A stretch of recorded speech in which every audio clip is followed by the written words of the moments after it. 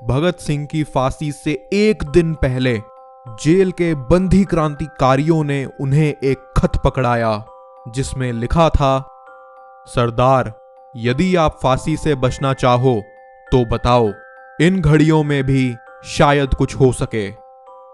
इस खत के जवाब में भगत सिंह ने लिखा, जिंदा रहने की ख्वाहिश कुदरती तौर पर मुझ में भी होनी चाहिए। मैं इसे छिपाना नहीं चाहता, लेकिन मेरा जिंदा रहना एक शर्त पर है। मैं कैद होकर या पाबंद होकर जिंदा नहीं रह सकता।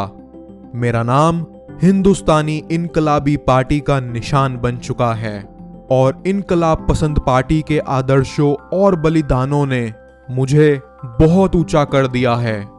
अगर मैं फांसी से बच गया तो इनकलाब का निशान मध्यम पड़ जाएगा या शायद मिट ही जाए, लेकिन मेरे दिलेराना ढंग से हंसते हंसते फांसी पाने की सूरत से हिंदुस्तानी माताएं अपने बच्चों के भगत सिंह बनने की आरजू किया करेंगी और देश की आजादी के लिए बलिदान होने वालों की तादाद इतनी बढ़ जाएगी कि इनकलाब को रोकना साम्राज्यवाद की तमाम शैतानी शक्तियों के बस की बात ना रहेगी।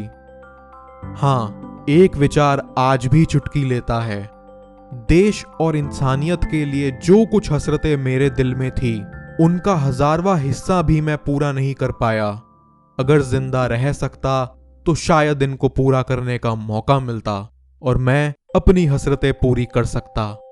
इसके सिवा कोई भी लालच मेरे दिल में फांसी से बचने के लिए कभी नहीं आया।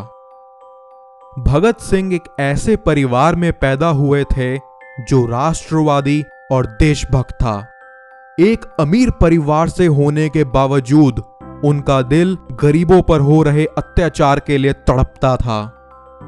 भगत सिंह करीब 12 साल के थे जब जलियांवाला बाग में हत्या का कांड हुआ था। कहते हैं जब उन्हें इस कांड की जानकारी मिली, उस वक्त वो स्कूल में थे। वो उसी समय 12 मील पैदल चल के जलियांवाला बाग पहुंच गए। वहां पहुंच के भगत सिंह ने सबसे पहले ये किया कि खून से सनी हुई मिट्टी उठाई अपने हाथ में और एक शीशी में भर के घर ले आए। जब घर आए तो उनके भीतर बहुत बड़ा सन्नाटा बसा हुआ था। बहन ने पूछा, कहां से आए हो?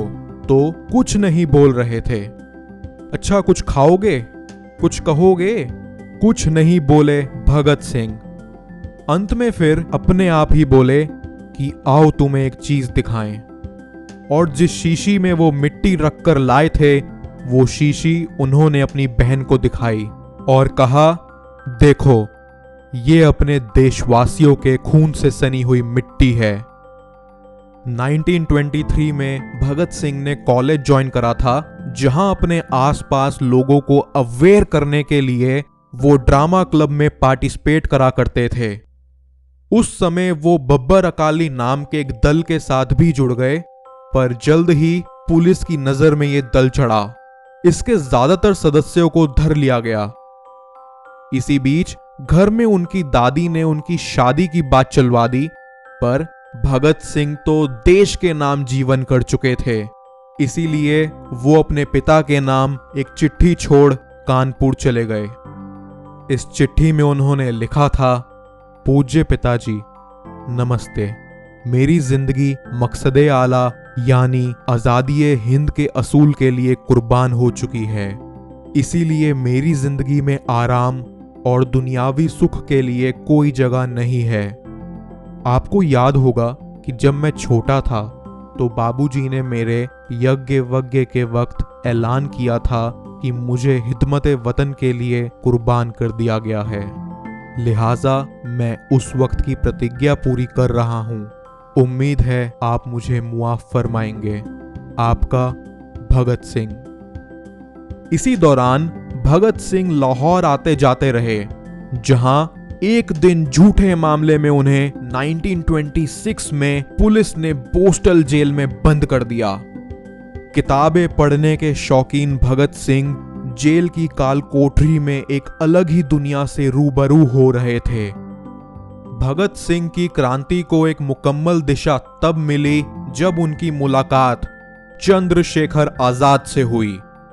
काकोरी कांड में बिस्मिल, अशफाकुल्ला, रोशन ठाकुर और राजेंद्र लहरी की फांसी ने भगत सिंह को बहुत ही विचलित कर दिया था और फिर साइमन कमीशन के विरोध में प्रदर्शन करते हुए लाला लाजपत राय की पुलिसिया अत्याचार में मौत ने भगत सिंह को गुस्से में भर दिया था। वो अंग्रेजों के जुल्म का जवाब ऐसी भाषा में देना चाहते थे कि उन्हें हिंदुस्तानियों की ताकत का एहसास हो सके। भगत सिंह और उनके साथियों ने एक योजना तैयार करी। तय किया गया कि 2 दिन तक जय गोपाल स्कॉट के आने जाने के वक्त पर निगाहें बनाए रखेंगे। स्कॉट की हत्या का जिम्मा भगत सिंह और राजगुरु पर था। जय गोपाल ने स्कॉट को पहचानने में गलती कर दी। स्कॉट से पहले ही एएसपी सॉन्डर्स मोटरसाइकिल पर बैठकर मुख्यालय के गेट पर आया और जय गोपाल ने संकेत दे दिया। राजगुरु ने तुरंत सॉन्डर्स की गर्दन पर गोली ताक दी। मोटरसाइकिल समेत सॉन्डर्स वहीं ढेर हो गया। इसके बाद भगत सिंह ने 5 गोलियां सॉन्डर्स के सर में उतार दी ताकि काम अधूरा ना रह जाए। इस हत्याकांड से हड़कंप मच गया। अंग्रेजों के अंडर काम कर रही पुलिस पागल सी हो गई थी। झटपटाहट में हर तरफ छापा मारना शुरू कर दिया। बस स्टैंड, रेलवे स्टेशन, हर जगह तैनागी बढ़ा दी गई। लाहौर से बचकर निकलना लगभग नामुमकिन था। झेलम दिया लहरा बोल उठी, गजला दिया बहरा बोल उठी। झेलम दिया लहरा बोल उठी, गजला दिया बहरा बोल उठी। पिंडा विच उठी पुकारा जब खुद शहरा शहरा बोल उठी। पिंडा विच उठी पुकारा जब खुद शहरा शहरा बोल उठी। सोए मुल्क विच बलिदान दा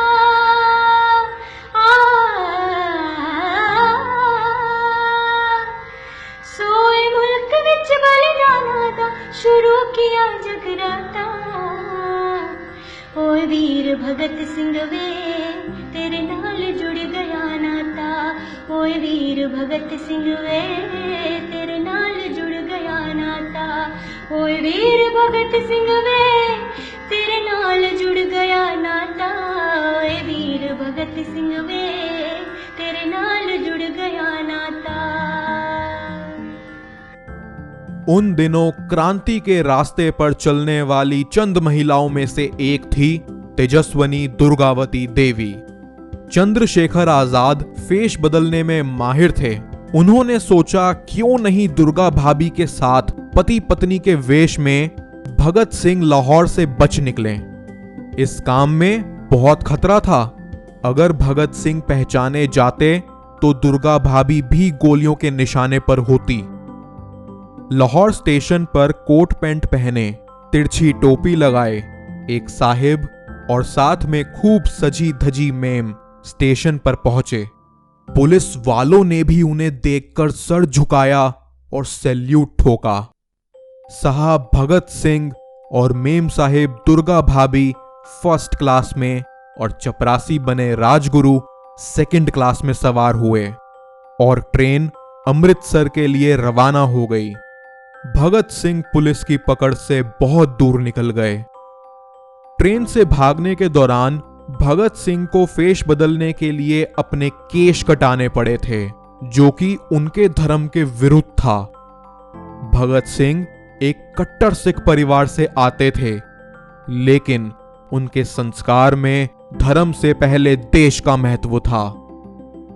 दुनिया भर के मजदूर अपने हक की लड़ाई में एकजुट हो रहे थे। अंग्रेजी हुकूमत इस आंदोलन को तोड़ने के लिए ट्रेड डिस्प्यूट बिल और पब्लिक सेफ्टी बिल लाने के मूड में थी। ये स्पष्ट तौर पर मजदूर आंदोलन को कुचल डालने का प्रयास था। ऐसे में इनकलाब जिंदाबाद के साथ भगत सिंह ने साम्राज्यवाद मुर्दाबाद का नारा जोड़ दिया। भगत सिंह ने हिंदुस्तान का परिचय लेनिन के नारे से भी कराया, दुनिया के मजदूर एक हो। ब्रिटिश सरकार मजदूरों को कुचलने का अपना मन बना चुकी थी। ये खबरें भी आम थी कि अगर कानून पास करने में कोई रुकावट आई तो वाइसरॉय अपना विशेष अधिकार का इस्तेमाल करके इसे पास कर देंगे। भगत सिंह ने एक बहरी सरकार को सच सुनाने की ठान ली थी। वो ऐतिहासिक तारीख थी 8 अप्रैल 1929, जब बिल को असेंबली में पेश किया जाना था। योजना के मुताबिक भगत सिंह और बटुकेश्वर दत्त के अलावा बस 2 क्रांतिकारी शहर में रह गए, बाकी अलग अलग जगहों के लिए रवाना हो गए ताकि पुलिसिया कार्रवाई में सब पकड़े ना जाएं। एक दिन पूरी असेंबली खचाखच भरी हुई थी। बहुत सावधानी से भगत सिंह और बटुकेश्वर दत्त अपने साथ ऐसे बम अंदर लेकर आए जिनमें खूब आवाज थी, पर किसी को भी रद्दी भर भी नुकसान नहीं पहुंच सकता था। अगर भगत सिंह उस दिन चाहते तो असेंबली से कोई भी जिंदा बचकर बाहर नहीं निकल सकता था, मगर नहीं। इस योजना के अनुसार भगत सिंह और बटुकेश्वर दत्त ने बहरों तक अपनी आवाज पहुंचाने के लिए खुद को सरेंडर कर दिया था।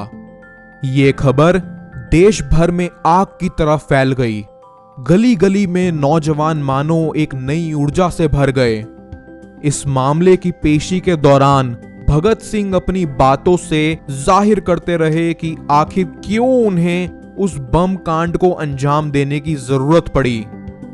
उन्होंने कहा, हमारे पास कोई पिस्तौल नहीं थी, बल्कि हमने अपने आप को गिरफ्तार करवाया ताकि हम अंग्रेज हुकूमत को बेनकाब कर सकें, उसके जुल्म पूरी दुनिया को बता सकें। लेकिन जिस ख्याल से और जिस उम्मीद के साथ वो अदालत गए थे वो धुंधली ही रही।